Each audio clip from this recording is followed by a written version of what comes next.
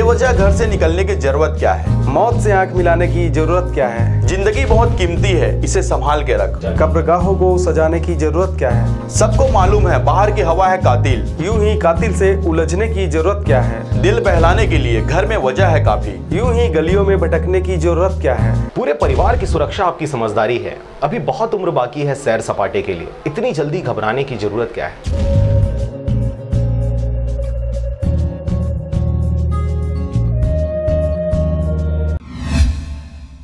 नमस्कार, आप देख रहे हैं आरजे रमझाजर और मैं हूं पुखराज सिंह। राजधानी रायपुर के होटलों को खोलने की अनुमति मिल गई है। शासन ने बनाया है पेड क्वारंटाइन सेंटर। देखिए कौन कौन सा होटल रायपुर में खुलने वाला है, देखिए खास रिपोर्ट।